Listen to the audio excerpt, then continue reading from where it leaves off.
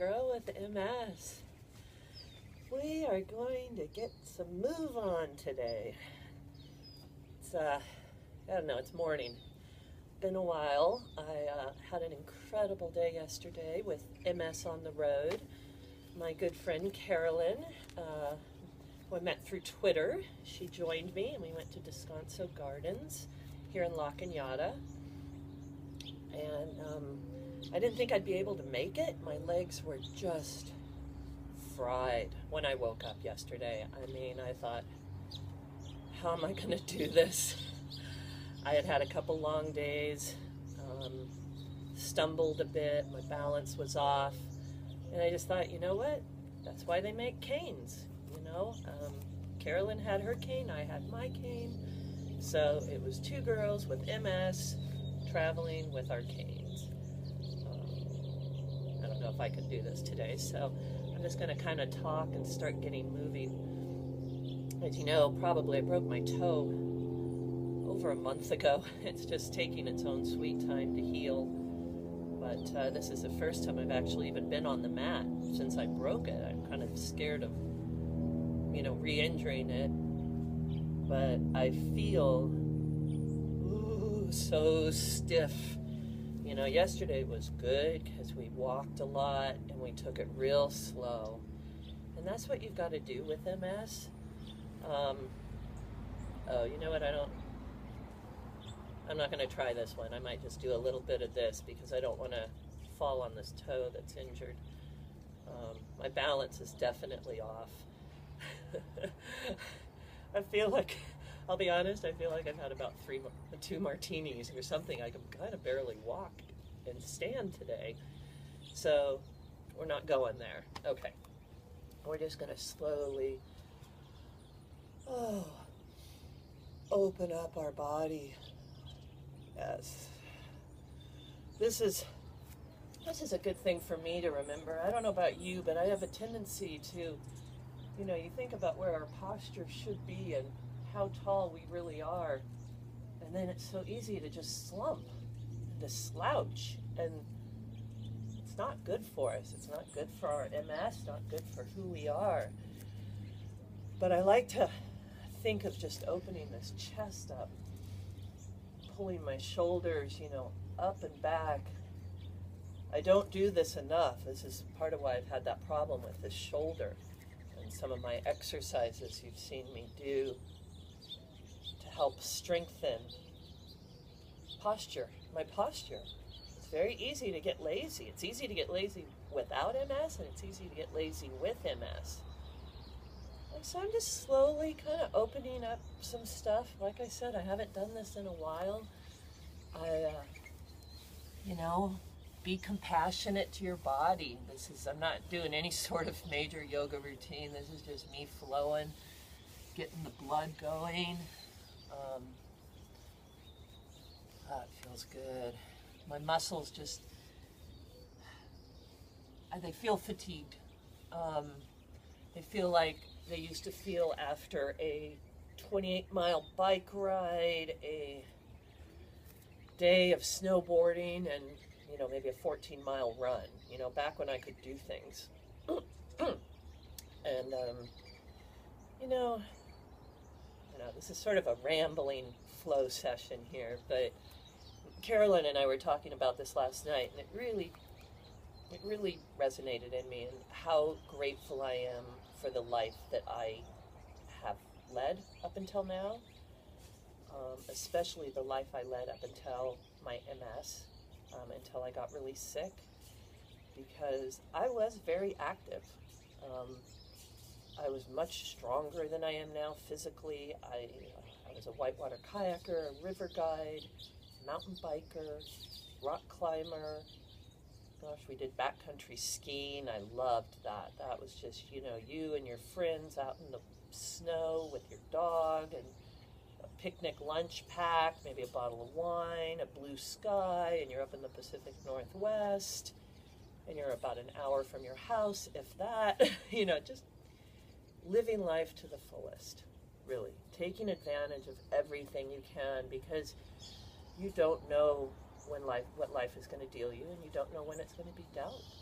You know, you do have to take advantage, and I'm glad I did. I mean, there are things that were probably on my bucket list that I may never do because of my MS, but I've done enough of those sorts of things. Jumped out of a plane a couple times, you know. Gosh, I can't even really, I've never hang glided. I had kind of wanted to do that when I was younger, but, you know, it's not on my list anymore. There's some places I want to go see. Travel. But I have to be careful. You know, with MS, I can't handle the heat. I get fatigued. It's hard to travel with MS. I think you have to be ultra careful. It costs more money. You need more safety nets, more plan Bs around. This feels so good. Thank you for joining me. Oh, tightness. Yeah, and I fell into a couple cups of coffee this morning. Caffeine was not needed. It just tasted so good. I don't know. Dark black coffee. Yum. I know. Don't need the acidity. I don't need the caffeine. I don't need the sludge in my body. It was a splurge, but I'm back to drinking water. Oh my gosh. I don't know about you all, but I can feel, everything's just cracking and loosening up. And I have to say that it was Miss Carolyn, that redhead nut, that got me inspired today. I haven't been on the mat in a while, haven't been outside in a while, so worried about my toe and focused on other things, and I'm like, how could I not be out here? This is my life. This is me getting well with MS. I don't know if you heard, but yesterday, a couple days ago, I met with this new neurologist I've been seeing.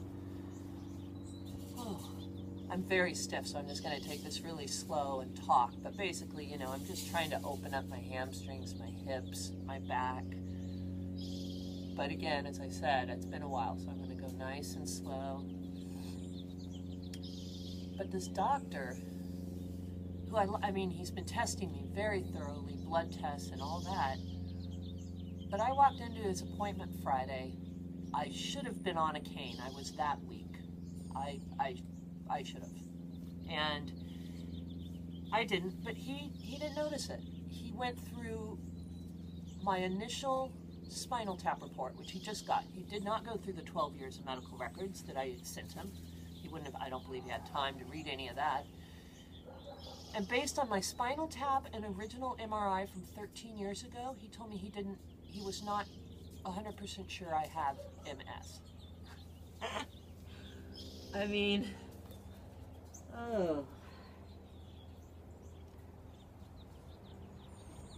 I have MS. I know I do. USC knows I do. The head of USC put me into an MS-only study. I think what's happened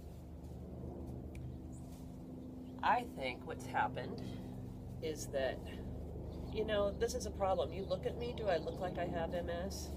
If you didn't know what was going on, the pain that I've been fighting for the last week, there's nothing I can do, you know, try the massage, yoga, but the pain, the fatigue. I rested 4 hours, just kept it low because I had this doctor appointment. I drove over there, which is always a little taxing for me. My appointment was at 2. I got in to see him at 4:45. Something like that, 4:30. It was long. It was a long time. And then to hear that he didn't think I had MS and now wants to send me back down to USC to the ex-head of neurology to see what to do with me. You know, the thing is, 12 years ago, I couldn't walk. I couldn't be out here. I couldn't even see to turn on an iPhone. I couldn't even been able to read my iPhone. I've had several little relapses since then, but I take such steps to manage it. So by doing that, does that mean I no longer have the disease, or am I doing the right stuff to manage the disease? And that's what Dr. Weiner and my original neurologist, Reiko Russin, Weiner is with USC and Russin was with USC and retired, but she was my original diagnosis doctor. But they both told me after this I was in a 3-year double-blind study, they found out I was on the placebo, and I was doing better than almost anybody in the study. And what I had done was I studied holistic nutrition, became certified. I worked with a lot of Chinese doctors, acupuncturists, other nutritionists. Oh boy. Yeah, that feels good. You know what? I became my own advocate. I became my own doctor. I listened to other doctors. I listened to my doctors. I did research upon research. Every single day I wake up and I look at this disease like a diabetic would look. What can I eat? I don't have insulin to take. So how do I manage my day without insulin to offset my MS symptoms? But while I was very angry to get that news in the beginning, I mean, I was just, I was angry. I was mad. I was upset. I was frustrated. I was like, you gotta be kidding. But then I thought, you know what though? I'm going back to see Dr. Weiner, and he's at USC, and he was one of my favorite doctors ever. I thought he had retired, but he's taking a few patients, and he's going to be able to see me. So I think that's going to be really cool, because both Dr. Weiner and Dr. Russin, my two main neurologists, always told me they wanted me to be the poster child for MS. And here I am finally getting my story out. Girl with MS. I've been doing it for a year now. Not a long time, but just letting it grow organically and doing what feels right. And here I've got a chance to go back and see this doctor who asked me 10 years ago to get my story out. So I'm actually very excited about that. I think this is a really good step for MS, for me, the girl with MS, MS on the road, all of that. And for those of you who don't know, Dr. Weiner is tied in with Nancy Davis's foundation, Race to Erase MS. And that too is such a wonderful organization. There's so much good stuff going on. So while I was initially very frustrated, very angry, very confused by the fact that this current doctor could not give me a diagnosis or wanted to send me to another doctor, thinking, why?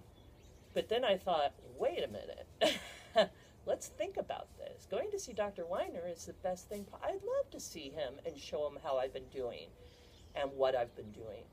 So now I'm like really psyched about it. It's interesting, right? You get a piece of news that can just seem so overwhelming, especially with MS. You know, the emotional roller coaster. It's like, oh my God, the tears start coming before you can even, I don't know, think about it.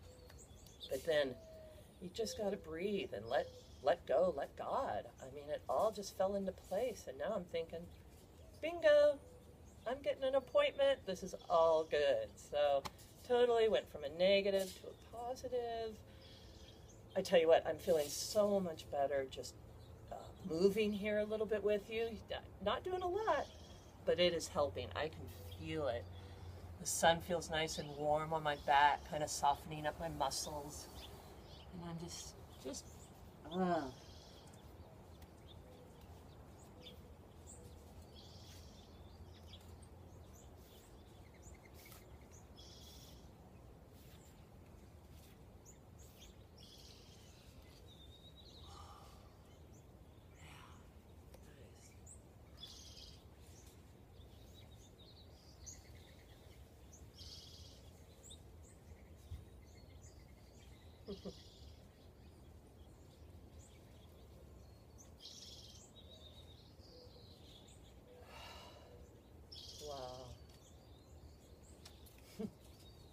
That was a crazy, rambling, free flow